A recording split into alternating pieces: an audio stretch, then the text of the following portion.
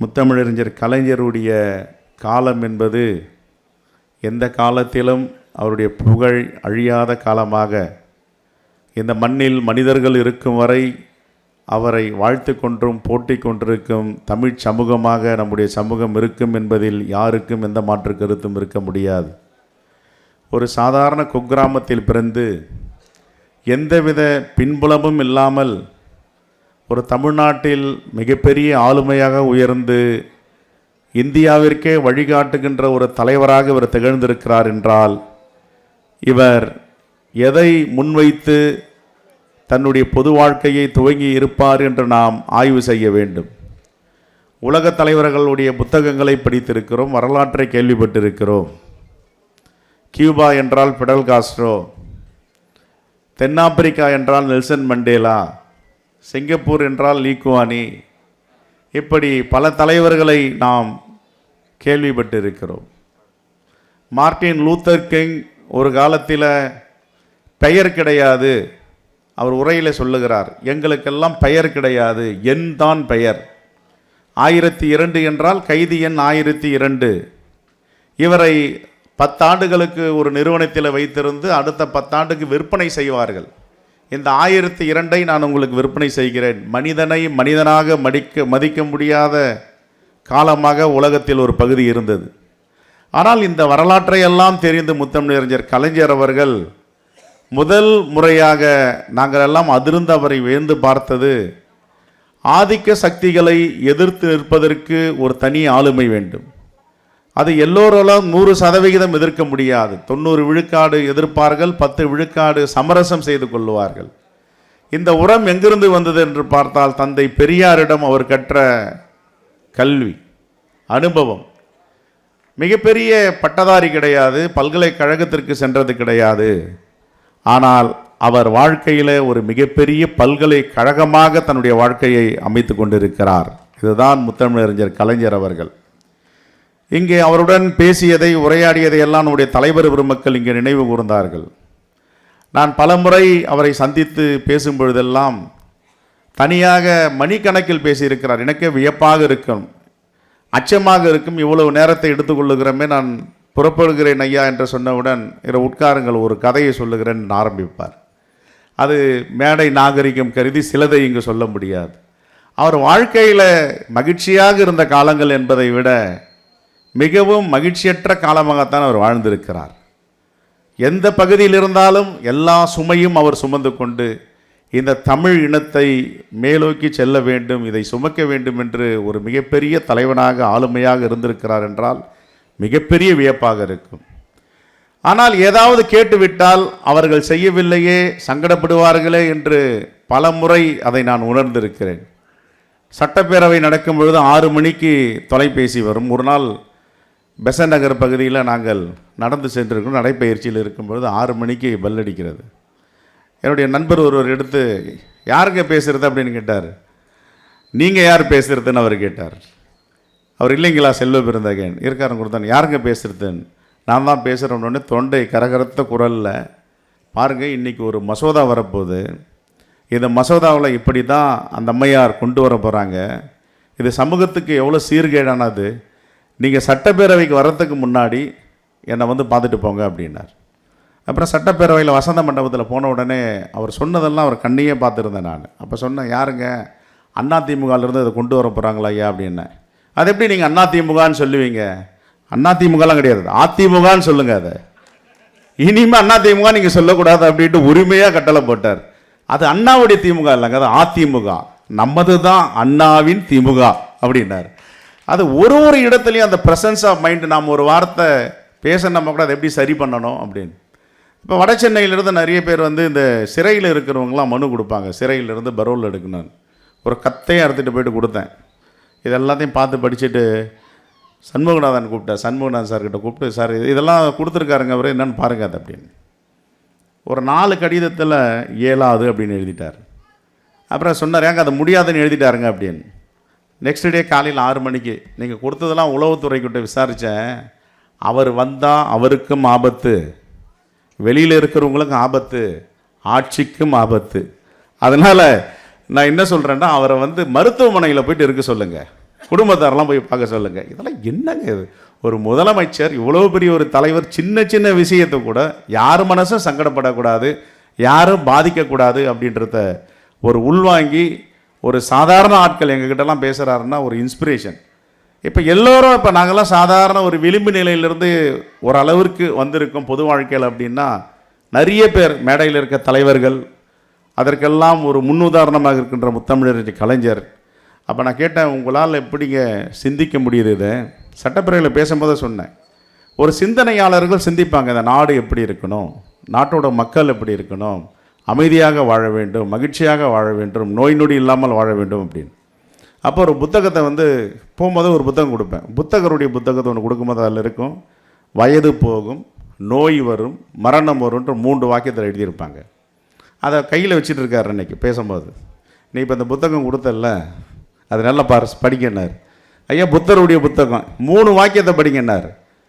வயது போகும், நோய் வரும், மரணம் வரும், இன்னொரு முறை படிக்கின்றார். ஐயா வயது போகும், நோய் வரும், மரணம் வரும், இன்னொரு முறை படிக்கணும் 3 முறை. இதுதான் என் வாழ்க்கை. இதை எவன் உணர்ந்தானோ மக்களுக்கு 24 மணி நேரம் நல்லதையே செஞ்சிட்டு இருப்பான் அப்படின்னு சொன்னார். இதெல்லாம் ஒரு சின்ன சின்ன விஷயத்தை கூட ஒரு கூர்மையாக ஆய்வு செய்து அந்த ப்ராக்ஷன் ஆஃப் செகண்டில் ஒரு நொடியில் அதை பதில் சொல்லி அவர் எவ்வளோ பெரிய ஒரு ராஜதந்திரியாக இருந்திருக்காரு, எழுத்தாளராக இருந்திருக்காரு, பத்திரிகையாளராக இருந்திருக்காரு, தயாரிப்பாளராக இருந்திருக்காரு, வசனகர்த்தாவாக இருந்திருக்காரு. எல்லா துறைகளிலும் ஒரு தலைவர் இப்படி கால் பதித்து இந்த நேரம் 24 மணி நேரம் ஒரு தலைவருக்கு இதெல்லாம் போதுமா அப்படின்னா வியத்து பார்க்கும் அளவிற்கு ஒரு மிகப்பெரிய ஆலமரமாக இந்த தமிழ் மக்களை விழுதாக தாங்கி இருக்கிறார் என்றால் அற்புதமான தலைவர், அதிசயமான தலைவர், பிரமிக்க வைக்கின்ற தலைவர் முத்தமிழறிஞர் கலைஞர் என்பதில் எந்த மாற்று கருத்தும் இருக்க முடியாது. இப்போ எல்லோரும் பேசினாங்க சமத்துவபுரத்தை பற்றி. நான் அவர்கிட்ட கேட்டேன், ஐயா சமத்துவபுரம் இது எப்படி உங்களுக்கு வந்துச்சு? நாங்கள்லாம் சிறிய வயசில் ஒரு ஊராக பேசிகிட்டு இருக்கோம் கூட்டத்தில், இது என்னடா நாடு இது? அப்படி உலகத்தில் எங்கேயுமே டுயல் சிட்டிசன்ஷிப்னு சொல்லுவாங்க, டுயல் செட்டில்மெண்ட்டுன்னு சொல்லுவாங்க, இரட்டை குடியுரிமை, இரட்டை குடியிருப்பு. அது கடைசியாக இருந்தது தென்னாப்பிரிக்காலையும் கியூபாலையும் இருந்துச்சு. அப்போ ஃபிடல் காஸ்ட்ரோ அங்கே வந்த உடனே என்ன பண்ணாருன்னா, யார் யாரெல்லாம் பகுதி மாற்றம் எல்லோரும் கலந்து வழங்குறீங்களோ சில உரிமைகள் சலுகைகள் எல்லாம் அறிவித்தாங்க. அங்கே இரட்டை குடியிருப்பை இல்லையாமல் எடுத்துட்டாங்களாமே. தென்னாப்பிரிக்காவில் எடுத்துட்டாங்கன்னு கேள்விப்பட்ட நெல்சன் மண்டேலாவுக்கு பிறகு. ஆனால் இந்தியாவில் மட்டும்தான் இந்த இழிவு இன்னும் இருக்குது, இரட்டை குடியிருப்பு. இங்கே விடுதலை சிறுத்தையுடைய தலைவர் பேசினது, நம்ம தலைவர் பெருமக்கள்லாம் அதை பேசினாங்க. அப்போ சொன்னார், இது ஆரம்பம், எல்லோரும் ஒரு இடத்தில் குடியிருக்க வேண்டும் என்று தந்தை பெரியாருடைய கருத்து. அதை உள்வாங்கி முதல் முறையாக இந்த முயற்சியை நாங்கள் எடுத்திருக்கோம். நீ போயிட்டு என்ன பண்ணுங்க, இதெல்லாம் ஆய்வு பண்ணுங்க அப்படின்ட்டு 1996 அரசு வரும்போது அப்போ என்ன பண்ணாங்க, மதுரைக்கு போயிருந்தோம் நாங்கள். காசி பாண்டியன் ஒரு மாவட்ட ஆட்சித்தலைவர் இருந்தார், அவரை போய் பார்த்தோம். சார் இது எப்படி வந்துச்சு, தலைவர் பார்க்க சொன்னார் உங்களை அப்படின்னு. அப்போ சொன்னார், இல்லைங்க இது முதல் முறையாக மதுரையில், அடுத்தது சிவகங்கையில் திறக்க போகிறோம். சில செய்திகள்லாம் சிவகங்கையில் போகிறோம், தங்கவேலு ஐஏஎஸ் சிவகங்கையில் இருந்தார், அங்கே போய் பார்த்தோம் சமத்துவபுரம் அமைக்கிறதெல்லாம். அப்போ பார்த்த உடனே தந்தை பெரியாருடைய பெயரை பொறிக்கிறதுக்கு எல்லாம் தயார் பண்ணிகிட்டு இருக்காங்க. பார்த்துட்டு ஒரு 3 மாதம் கழித்து தலைவரை பார்த்த உடனே மீண்டும் சொல்லுங்கள், இந்த சமத்துவபுரம், நாங்கள்லாம் சின்ன வயசில் இதெல்லாம் ஊராக பேசிகிட்டு இருக்கிறது, என்றைக்கிட்ட அந்த நாட்டில் விடிவு வரும், இரட்டை குடியிருப்பு இருக்குது, சேரி ஊருன்னு தனித்தனியாக வச்சுருக்கான், இது அவமானகரமான ஒரு சின்னம் இல்லையா அப்படின்னு பேசணும், நீங்கள் இதை நடைமுறைப்படுத்த போகிறீங்களா அப்படின்ட்டு ஒரு விஷயத்தை சொன்னார். ஒரு புரட்சிகரமான திட்டத்தை நம்ம செயல்படுத்தணும்னா உடனே அதை நிறைவேற்ற முடியாது. இது அச்சாரம் போட்டிருக்கோம், நம்ம இப்போ தான் இதுக்கு விதை போட்டிருக்கோம், இது காலப்போக்கில் எல்லாம் மாறும் என்று. அதைத்தான் இன்று நம்முடைய மாண்பு முதலமைச்சர் தளபதி அவர்கள் அயோத்திதாசரை பற்றி அந்த வரலாற்றை தோண்டி எடுத்து மணிமண்டபத்தை இங்கு அமைத்திருக்கிறார் என்றால் பழைய வரலாறுகள் தோண்டப்படுகிறது, பழைய சனாதனங்களை விரட்டி அடிக்கப்படுகிறது. அதற்கு ஒரு அணுவும் நம்மால் புரிந்து கொள்ள முடிகிறது, அளந்து வைத்து கொண்டிருக்கிறார்கள். இப்போ நம்முடைய ஆசிரியர் ஐயா வீரமணி அவர்கள் என்ன பேசுவார், அடித்து பேசுவார், இதுதான் பேசுவார். ஆனால் ஆட்சியில் இருப்பவங்க எப்படி இதை செய்யணுன்றதுக்கு முத்தமிழறிஞர் கலைஞர் அவர்கள் சொன்னது தான் இன்னும் நினைவில் இருக்கின்றது. இப்படி பல திட்டங்கள் 1969 முதல் முறையாக அவர் முதலமைச்சராக பொறுப்பேற்கிறார். உடனே காவல்துறைக்கு ஒரு ஆணையம் பிறப்பிக்கிறார். எப்படி இதெல்லாம் வருகிறது? ஒரு முறை பேசும்பொழுது கேட்டேன், நீங்கள் கொண்டு வந்த திட்டங்கள் அது குடிசை மாற்று வாரியமாகட்டும், முதல் முறை ஜெகஜீவன் ராம் அவர்களை அழைத்து வந்து காட்டுப்பாக்கம் பகுதியில் அடிக்கல் நாட்டதாகட்டும், உங்களுடைய பிறந்த நாளுக்கு 1 கோடி ரூபாய் பரிசு வந்ததை பிரித்து இதையெல்லாம் மருத்துவமனையாக தொழுநோயுற்றவர்களுக்கு இதை மருத்துவமனை கட்ட வேண்டும் என்று கொடுத்ததாகட்டும், இப்படி இந்த புரட்சிகரமான சிந்தனைகள், இந்த திட்டங்களை எல்லாம் இந்தியாவில் இல்லாததை நீங்கள் எப்படி நடைமுறைப்படுத்துகிறதுனா நாங்கள் வாதம் செய்திருக்கிறோம். அவர் சொல்லும் ஒரே வார்த்தை தான், செய்ய வேண்டும் என்றால் அதை செய்திட வேண்டும், இதற்கு எந்த தடை வந்தாலும் அதை தகர்த்தெறிவதற்கு இந்த ஆட்சி தயாராக இருக்கிறது. அப்படி பல முறை பேசும்பொழுது ஒரு மனிதன் ஒரு சுயம்புவாக உருவாகிறார் எந்த பின்புலமும் இல்லாமல் என்றால் அவருக்கு சில சக்திகள், நமக்கு இறை நம்பிக்கை இல்லை, மத நம்பிக்கை இல்லை, எந்த நம்பிக்கையும் இல்லை என்றால் இயற்கை நம்பிக்கை ஒன்று இருக்கிறது. இயற்கை அவரை கொடையாக கொடுத்திருக்கிறது. ஒரு முறை ஐயாவுக்கு தெரியும் நினைக்கிறேன், மோகன் காமேஸ்வரன் ஒரு டாக்டர் இருக்கார். 2010ஆம் ஆண்டு நான் அவரை பார்க்க போயிருந்தேன். பார்த்த உடனே இருக்கார் மோகன் காமேஸ்வரன். பார்த்த உடனே வாங்க உட்காருங்க அப்படின்னாரு. இன்னொன்று இப்போ தான் காலையில் தலைவரை பார்த்துட்டு வந்தேன்னார். யாருங்க சார்? என்ன கலைஞரை பார்த்துட்டு வந்தேன், முதலமைச்சர். அப்போ தொலைக்காட்சியில் போயிட்டு இருந்தது, நீங்கள் டெல்லியில் காங்கிரஸ் பேரியக்கத்தில் இணையிறதா, இவரை தெரியுமான்னு என்னை கலைஞர் கேட்டார். இப்படின்னா உயிரோடு தான் இருக்கார், நாளை கேட்டால் கூட சொல்லுவார் அந்த செய்தியை. இப்போ கலைஞர் எப்படிப்பட்ட ஒரு தீர்க்க தரிசி, ஒரு மனிதன் உடனே ஒரு தலைவராகி ஒரு பரிணாம வளர்ச்சி பெற்று இந்தியா முழுவதும் உலகம் முழுவதும் காலத்தினால் வென்றெடுக்க முடியாத தலைவனாக மாறுறாங்கன்னா அவர்களுக்கு பல ஆளுமைகளும் பல இயற்கை கொடைகளும் இருக்குது என்பதுக்கு இது ஒரு சாட்சி. அப்போ காமேஸ்வரன் சொன்னார், நீங்கள் காங்கிரஸில் இன்றைக்கி இணைஞ்சிருக்கீங்க. காலையில் படத்தை தொலைக்காட்சியில் நான் அவருக்கு மருத்துவம் பார்க்க போயிருந்தேன். சொன்னார், இவர் தெரியுமான்னு கேட்டார். தெரியுங்க, அவர் செல்வ பிறந்தகை, எனக்கு நண்பர் தான் அப்படின்னாரு. இவர் பாருங்கள், ஒரு நாளைக்கு இந்த கட்சியில் இன்றைக்கி தான் இணைஞ்சிருக்காரு, ஒரு தலைவராவார் அப்படின்னு சொன்னாராம். இதெல்லாம் எப்படி சொல்ல முடியாது? இப்போ சாட்சி யார்? மோகன் காமேஸ்வரன் தான் சாட்சி. நாளைக்கு கேட்டாலும் சொல்லுவார் அவர். அப்போ 14 ஆண்டுகளுக்கு முன்னாடி ஒரு தலைவர் ஒரு சாதாரண ஆள் என்ன ஒரு உறுப்பினராக சேர்ந்திருக்கேன் பார்த்து இந்த கட்சிக்கு தலைவராக வருவார், ஒரு தீர்க்க தரிசியாக இதை அவர் திணிக்க சொல்ல முடியுது அப்படின்னா இதுதான் இந்த ஆளுமை இயற்கை கொடுத்த வரம் அவருக்கு. அப்படிப்பட்ட ஒரு ஆளுமை தலைவர் இந்த உலகத்திலே தமிழர்கள் எங்கெங்கெல்லாம் இருக்கிறார்களோ, இந்த உலகம் உள்ளவரை, இந்த பூமியில் மனிதர்கள் உள்ளவரை அவருடைய பெருமையும் அவருடைய வரலாறும் யாரால் சிதைக்கவே முடியாது.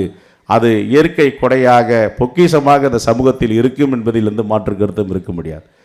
பல முறை அவரோட பேசும்போது சொன்னார், மார்ஷல் டிட்டோ தெரியுமா அப்படின்னு என்ன கேட்டார்.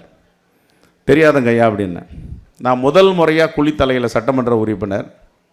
அப்போ மார்ஷல் டிட்டோ வராரு திருச்சிக்கு. என்ன பண்ணாங்க, ஒரு பகுதியில் போட்டு என்னுடைய தொகுதியை ஒட்டி போகிறார் அவர். எல்லா இடத்துலையும் சேலைகள்லாம் எடுத்து மறைச்சிட்டாங்க.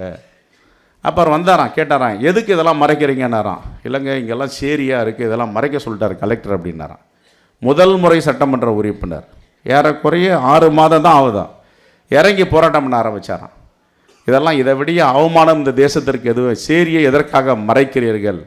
அந்த போராட்டத்தில் இந்த 6 மாதத்தில் அவர் நினைவு கூறுகின்ற போராட்டம்னு ஒரு இடத்துல பதிவு பண்ணியிருக்கார் மார்ஷல் டிட்டோ வந்தப்போ பிரிட்டிஷ்லேருந்து. அது மாதிரி ஒரு காலகட்டத்திலும் குறிப்பாக விளிம்பு நிலை மக்களுக்காகவும் வாய்ஸ்லெஸ் என்று சொல்ல குரலற்ற மக்களினுடைய குரலாக இருந்தவர் தான் தலைவர் கலைஞர் என்பதில் எந்த மாற்று கருத்தும் இருக்க முடியாது. அப்படிப்பட்ட ஒரு மாபெரும் ஆளுமைக்கு இன்று 101வது பிறந்தநாள் எடுப்பதில் நாங்கள் கலந்து கொள்வதில் மகிழ்ச்சி அடைக்கிறோம்.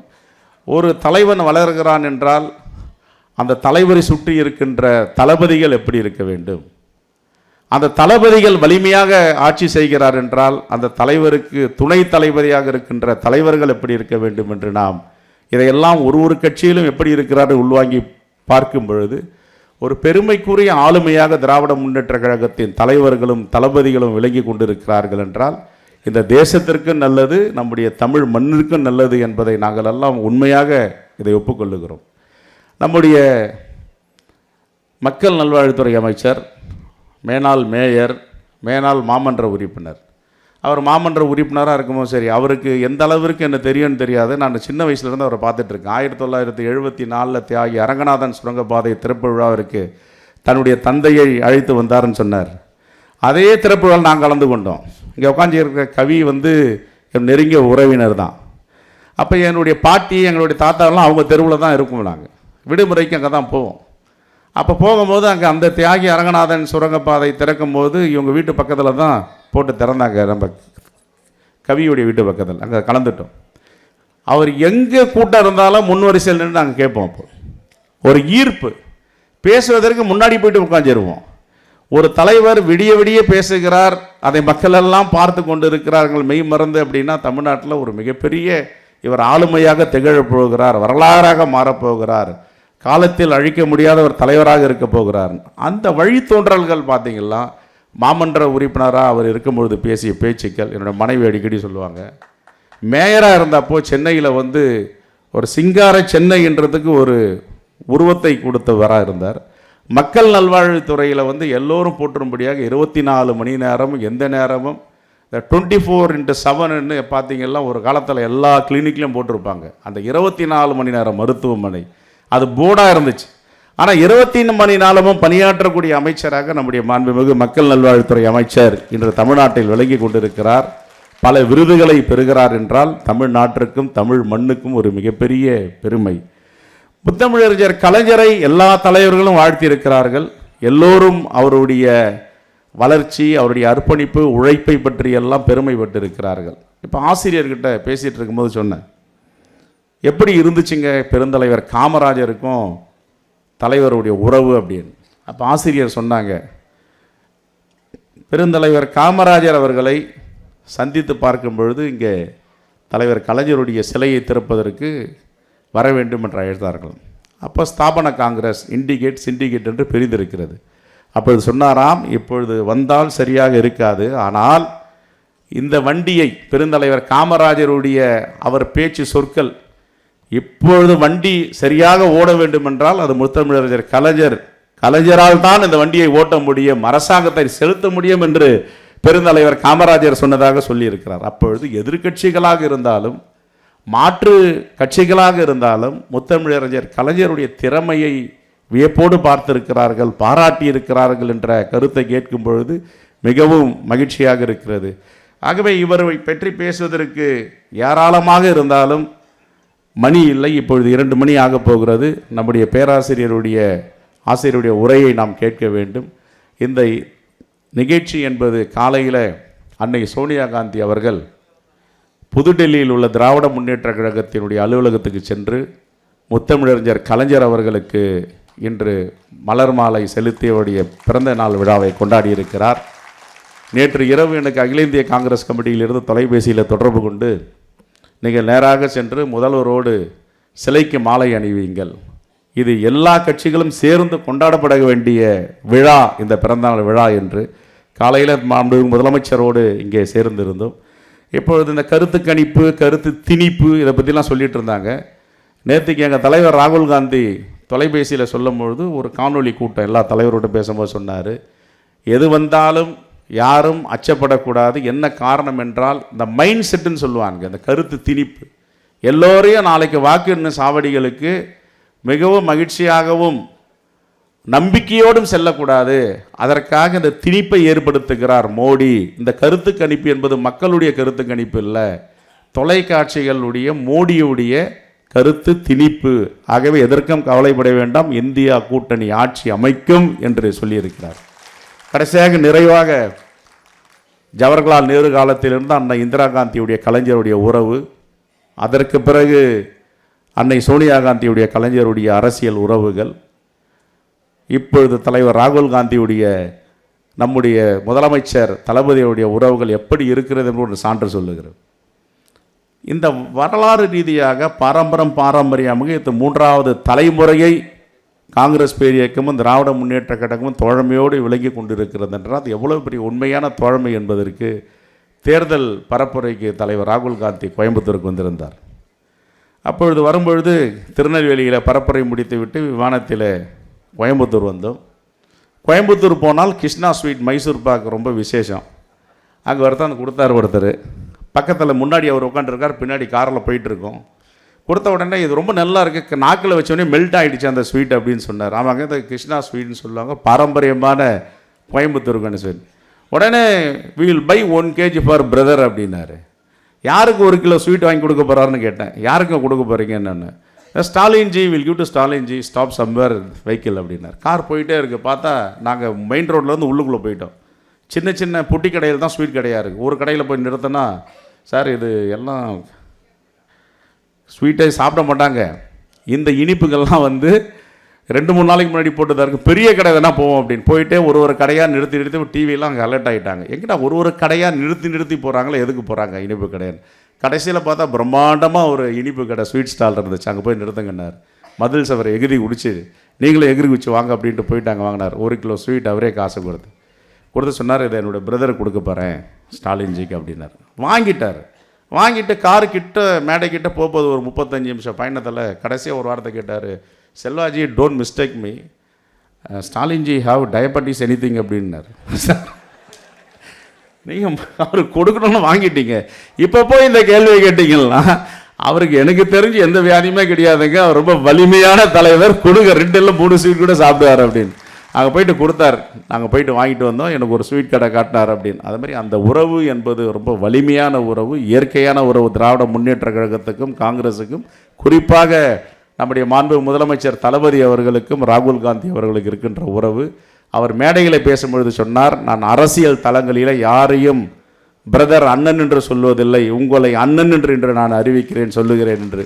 அப்படிப்பட்ட வலிமை தலைவர் கலைஞருக்கு பிறகும் நம்முடைய மாண்புமிகு முதலமைச்சர் தளபதி அவர்களோடு இந்த உறவு வலிமையாக தொடரும் என்று சொல்லி இந்த கூட்டத்தை ஏற்பாடு செய்த நம்முடைய மாண்புமிகு மக்கள் நல்வாழ்வுத்துறை அமைச்சருக்கு காலத்தில் வெல்ல முடியாத தலைவர் கலைஞராக இருப்பார் என்று சொல்லி விடைபெறுகிறேன். நன்றி, வணக்கம்.